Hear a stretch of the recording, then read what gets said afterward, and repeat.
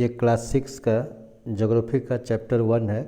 और ये जो एनसीईआरटी बुक में दिया हुआ है the earth in the solar system, कि पृथ्वी और सोलर सिस्टम, ये सोलर सिस्टम में अर्थ के बारे में हम लोग पढ़ना है। या किसी और बुक में दिया होगा our earth and the solar system, तो यानी द अर्थ होगा किसी बुक में और किसी में सोलर सिस्टम, लेकिन ये एनसीईआरटी बुक में the earth and the solar system दिया हुआ है। अब हम लोग अर्थ के बारे में पढ़ेंगे, जो कि सोलर सिस्टम सौर परिवार है उसमें। तो सबसे पहले हम लोग को ये समझना होगा कि ये है क्या, इसको समझना होगा कि ये किस तरह से है, इसको क्या चीज़ होता है। तो ये समझना होगा कि जितना भी हम लोग अगर आकाश में देखते हैं, जितना भी देखते हैं, चाहे स्टार्स हो, चाहे प्लैनेट हो, या फिर सैटेलाइट हो, प्लैनेट्स जितना भी, प्लैनेट माने कि मरकरी, वेनस, अर्थ, सैटर्न, जितना भी जुपिटर, जितना वेनस, जितना भी नेपच्यून से जितना प्लैनेट्स हो गया, या स्टार्स हो गया, या सैटेलाइट्स हो गया, जैसे इंडिया का सैटेलाइट जैसे मून हो गया, फिर कॉमेट्स हो गया है जैसे इंडिया हेली कॉमेट्स, तो या फिर एस्टेरॉइड्स जो होता है, जो दो माने प्लैनेट के बीच में छोटा छोटा, जो बड़ा नहीं हो सका, प्लैनेट नहीं बन सका, वो सब जो घूमते रहते हैं। या फिर मेटेराइट्स हो गया, एस्टेरॉइड्स और मेटेराइट्स जो हो गया।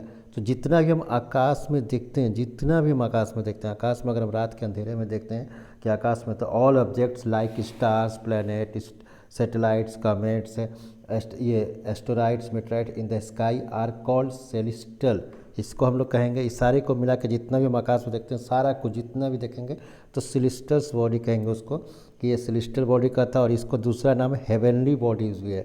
तो कहीं भी आगे जो बुक में नाम अगर आएगा, अगर कहीं लिखा होगा कि जैसे अगर हम शुरुआत करेंगे तो लिखा होगा कि अगर हुआ है कि स्टार्स, तो ऑल स्टार्स आर, डिफिनेशन में देता ऑल स्टार्स आता, all stars are celestial body, या सेलेस्टियल बॉडी लिख सकता है। ऑल स्टार, जितना भी स्टार सेलेस्टियल बॉडी है, या all stars are heavenly body, ये भी लिख सकता है। या all planets are celestial body, या फिर the earth is celestial body, से all satellites are the celestial body या हेवनली बॉडी।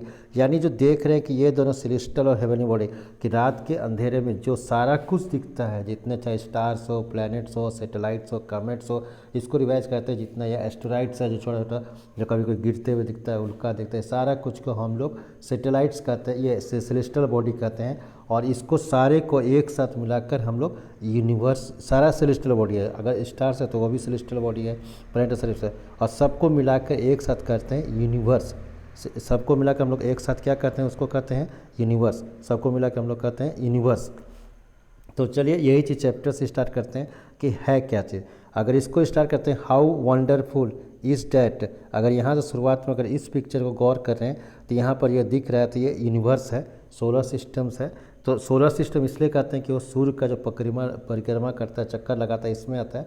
तो इसी में चलिए हम लोग डिस्कस करते हैं कि ये है क्या चीज़।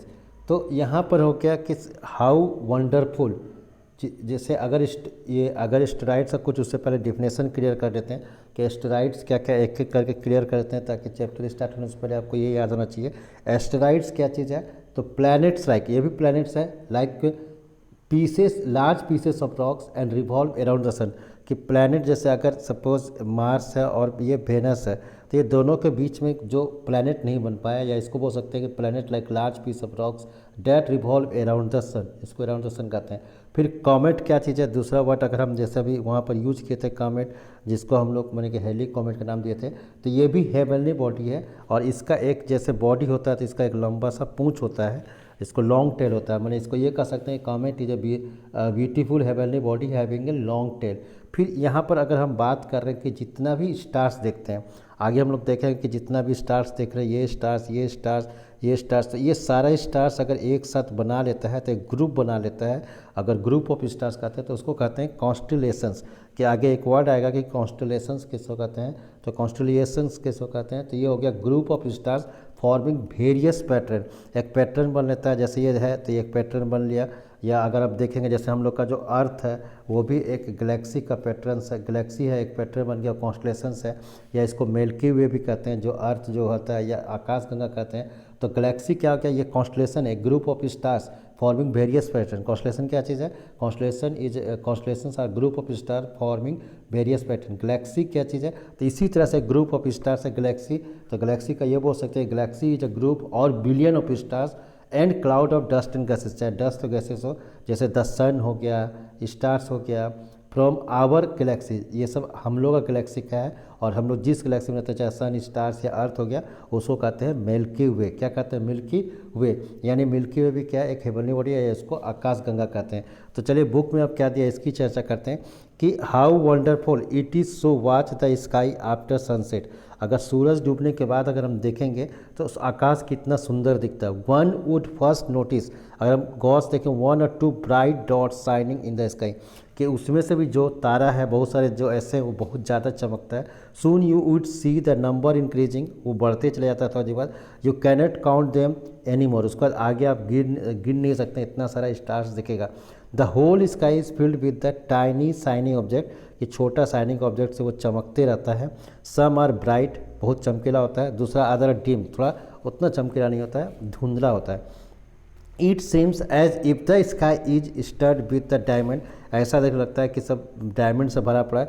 दे all appear to be twinkling, कि ट्विंकल ट्विंकल लिटिल स्टार जो पोएम पड़ा उसी में एक सारा टिमटिमाते रहता है। But if you look at them carefully, अगर उसको बहुत ध्यान से आप नोटिस करेंगे, you will notice that some of them do not twinkle as others do, कि कुछ जो टिमटिमाते रहता है, लेकिन कुछ स्टार आप देखेंगे या कुछ जो है टिमटिमाते नहीं रहता है। They simply glow without any flicker just as the moon shine, जैसे मून चमकता है ठीक उसी तरह से वो भी चमकते रहता है।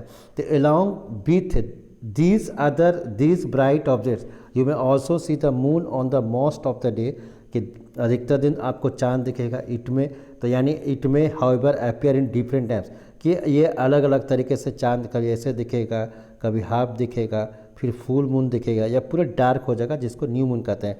तो इसी बारे में चर्चा किया। You can see the full moon only once in about month in time, कि एक महीना में एक बार आपको पूरा फुल चांद दिखेगा। It is a full moon night, इसको हम लोग जो कहते हैं पूर्णिमा भी कहते हैं और फुल मून नाइट भी कहते हैं। अब फोर्थ नाइट, अगर 14 दिन के बाद देखें, you can see, fortnight बनी 14 डेज़ का डे को हम लोग फोर्थ नाइट कहते हैं। जैसे अगर 7 डेज़ को हम लोग वीक कहते हैं, एक सप्ताह कहते हैं, 14 डेज़ का वीक को फोर्थ नाइट कहते हैं। You cannot see it all, कि यह आपको नहीं दिखेगा 14 डेज़ के बाद, तो उसको हम लोग अमावस्या कहते हैं, या उसको it is called moon, new moon या फिर अमावस्या। On this day you can watch the night sky best, और अमावस्या के दिन आपको रात में, क्योंकि पूरा अंधेरा रहता है, मून नहीं रहता है, तो आकाश जो है, आसमान जो है बहुत साफ दिखेगा, और ये क्लियर नाइट इसको कह सकते हैं, कि साफ सुथरा की रोशनी देगा। Do you wonder why can't we see the moon and all those bright tiny objects, कि मून हमेशा क्यों नहीं चमकते रहता है? It is because very bright light of the sun does not allowed us to see all this bright project, कि moon का अपना लाइट नहीं होता है, वो सन से रिसीव करता है, तो उसका कुछ पार्ट जो है बीच में अर्थ आ जाता है और वहाँ दिखता नहीं, या सन आ जाता है। आप देखेंगे इसको आगे हम लोग बात करेंगे लूनर इक्लिप्स का और सोलर इक्लिप्स का। तो हम जैसे बताया कि सेलेस्टियल बॉडी शुरुआत में ही समझाया था कि वाटर सेलेस्टियल बॉडी, वाटर है मिलने बॉडी। तो यहाँ पर ये चीज़ बताया कि आकाश में जितना भी चीज़ दिखता है वो डिफिनेशन लिखा गया है कि the sun the moon and all those object shining in the night sky are called celestial body, कि रात के अंधेरे में जितना भी, चाहे सन हो, मून हो, या फिर ऑल दीज ऑब्जेक्ट्स, चाहे सैटेलाइट्स हो, कॉमेट्स हो, जो रात में चमकता है, उसको सेलेस्टियल बॉडी कहते हैं, और इसको हेवनली बॉडीज़ भी कहा सकता है। यानी सन हो गया तो sun is the celestial bodies, moon is the celestial body, जो सबका दिखता है। Some celestial body are very big and hot, कुछ सेलेस्टियल बॉडी जो है बहुत बड़ा होता है और गर्म होता है। They are made up of gases, कि कुछ गैसेस से बना होता है, कुछ पत्थर से बना होता है। Made of gas, they have their own light, अपना रोशनी होता है। दे विच दे इमिट ए लार्ज अमाउंट, जैसे इसी सेलेस्टियल बॉडी में कुछ स्टार्स हो गया, जितना जो चमकता है, जो लाइट रहता है, अपना लाइट होता है, उसको स्टार्स कहते हैं, और उसी में से एक स्टार है सन, जो हम लोग के पास है, इसलिए हम लोग उसको देख पाते हैं, उसका रोशनी को महसूस कर सकते हैं, फील कर सकते हैं। काउंटलेस माने अनगिनत twinkling stars in the night sky are similar to the sun, sun जैसा और टिपकता है, but we do not feel their heat, लेकिन उसका गर्मी या रोशनी नहीं पहुँच पाता है। दे लुक सो टाइनी, इतना छोटा दिखेगा, because they are very very far from earth, कि सन भी स्टार्स है लेकिन वो हम लोग का अर्थ के पास में है सन, इससे हम लोग सन को, उसका हीट और लाइट को महसूस कर सकते हैं। और बाकी स्टार होता है बहुत दूर होता है, इतना छोटा छोटा हम लोग को दिखाई देता है, तो इसलिए वो हम लोग को महसूस नहीं हो सकता है। अब आगे देखते हैं, अब आगे अगर इसको गौर करेंगे, इस पिक्चर्स में आते हैं कि यहाँ पर अगर पिक्चर करते हैं कि कॉन्स्टलेशन हम बताया, कॉन्स्टलेशन जैसे बताया कि group of star forming various pattern, कि एक पैटर्न बना लेता है, वेरियस पैटर्न बना लेता है, तो उसको हम लोग कहते हैं कि इस तरह का स्टार्स हो गया, तो वेरियस पैटर्न है तो उसको कॉन्स्टलेशन कहते हैं। अगर इस डिफिनेशन में देखेंगे, you must have notice that all object look smaller when we seen from a distance, अगर दूर से देखते हैं तो सब छोटा दिखता है। How small an aeroplane looks, कि एरोप्लेन भी कितना छोटा ऊपर में दिखता है जब वो बहुत ऊंचाई में जाता है। वाइल वाचिंग नाइट स्काई, अगर हम रात को गौर करेंगे, रात को देखेंगे, you may notice various pattern form different group of star, जो पहले ही चर्चा कर चुके हैं कि they are called the constellations. अब यहाँ पर कॉन्स्टलेशंस जैसे है कि उर्सा मेजर और बिग बियर जो है, उर्सा मेजर किसको कहते हैं। अब उर्सा मेजर जो है, अगर हम उस पिक्चर्स में आते हैं, पहले समझने की कोशिश करिए उर्सा मेजर्स में क्या क्या चीज़ है। तो इसको पहले हम लोग पिक्चर्स के यहाँ देखते हैं कि उर्सा मेजर है क्या। तो यहाँ गौर करिएगा कि उर्सा मेजर इसी को कहते हैं, ये उर्सा मेजर कहलाता है। इसके अंदर मैंने इसको कि ये कह सकते हैं कि इसमें 7, पहले तो a group of 7 star called Saptarishi और स्मॉल बियर। अगर इस 7 स्टार को गौर करेंगे, यहाँ पर ये जो है ग्रुप ऑफ 7 स्टार 1 2 3 4 5 6 7, यानी आप समझ के होंगे कि ये जो 7 स्टार्स है, यहाँ से लेकर यहाँ तक जो 7 स्टार्स है, इसको हम लोग सप्तऋषि कहते हैं, सप्तऋषि कहते हैं। यानी इसको हम लोग जो ये एक पार्ट है, जैसे स्मॉल बियर भी कहते हैं, ये सातों को छोटा स्मॉल बियर भी कहते हैं। इच वन, तो a group of 7 star called Saptarishi और small bear is one such constellation, it forms a part of the Ursa Major. यानी ये देख रहे हैं कि सप्तऋषि जो है ये इसका उर्सा मेजर का पार्ट है। और यह उर्सा मेजर को दूसरा नाम हम लोग ग्रेट बियर कहते हैं, बड़ा बियर, क्योंकि छोटा बियर जो है सप्तऋषि है।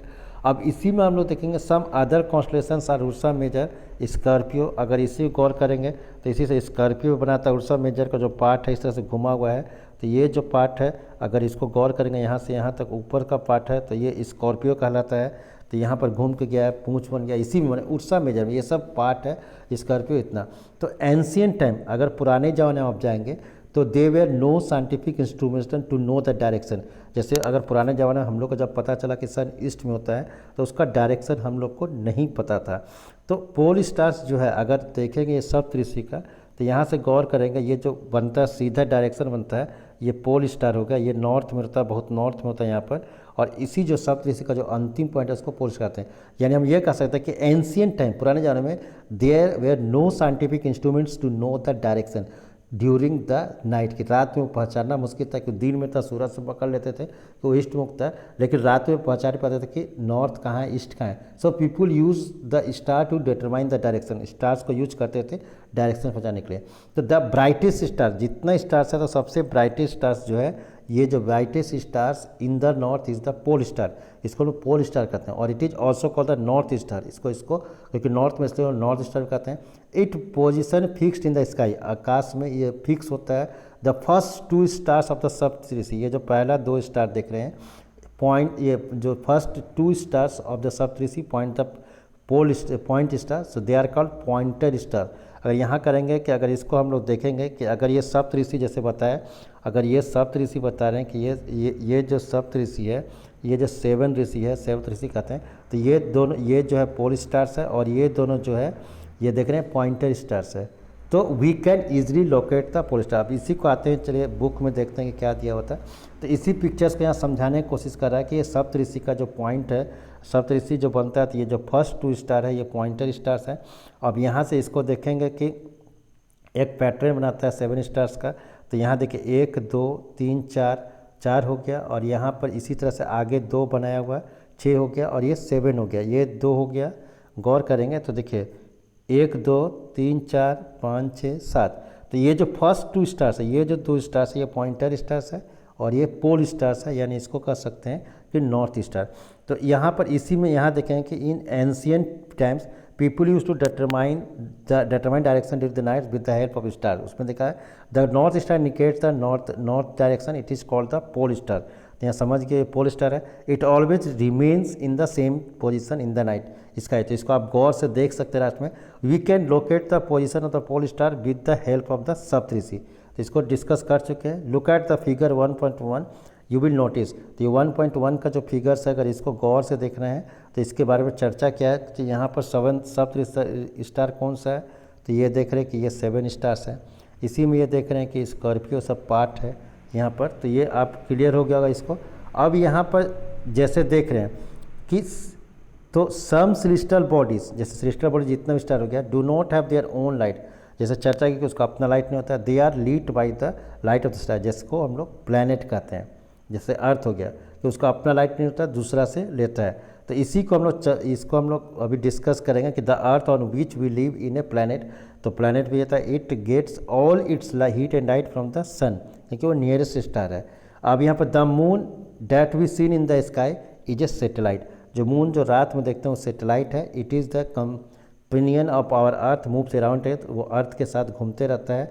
सो लाइक आवर अर्थ, अर्थ जैसा जो और 7 अदर स्टार है उसके बारे में चर्चा करेंगे। तो यहीं पर हम लोग आते हैं, आगे देखेंगे 7 स्टार्स नेक्स्ट, ये सोलर सिस्टम्स, जिसको देखेंगे नेक्स्ट वीडियो में। Thank you. ये पार्ट 1 है, नेक्स्ट वीडियो हम लोग मिलते हैं।